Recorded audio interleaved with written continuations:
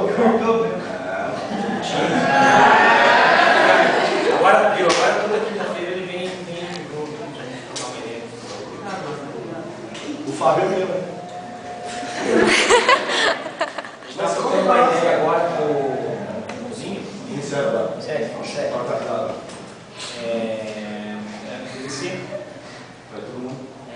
Só que tem um problema. Vou botar aqui o gay. Vai mijar virou. Sai daqui no dinheiro. Vai lá e come. No carro, né?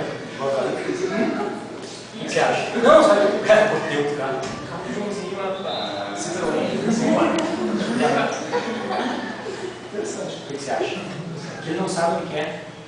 Quer assistir não? Cara, é briosa, tá usando? Pô, tem pena, né?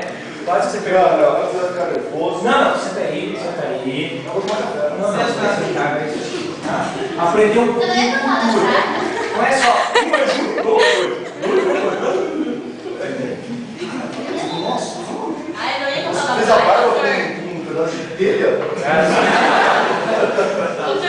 Eu projeto.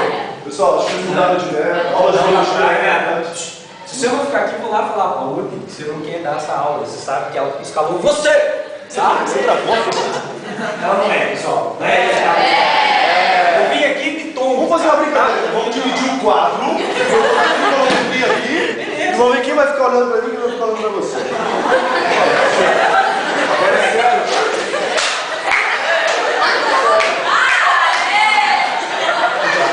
Vamos lá.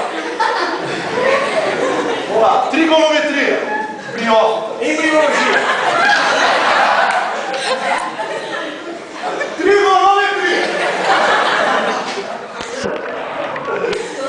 Sério. Trigonometria e biologia é o estudo do trigo. Que é uma coisa. Monocotiledor. Mono o quê? Monocotiledor. Cotiledônia. Ledônia, que é uma paroxítona terminada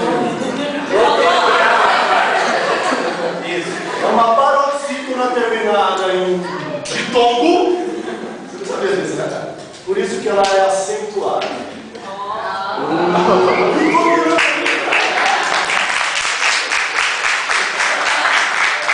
Continuando aqui, pessoal, trigonometria. Não esquece que eu não corrigi a prova ainda, pessoal. Quem olhar para o Fábio, tá perdido. Trigonometria, pessoal, nasceu dos triângulos CV. Vai lá, biologia. Eu queria aprender. Cara, a pessoa aprende genética. Dá uma aula de genética. É genética para ver de onde como é que sai isso.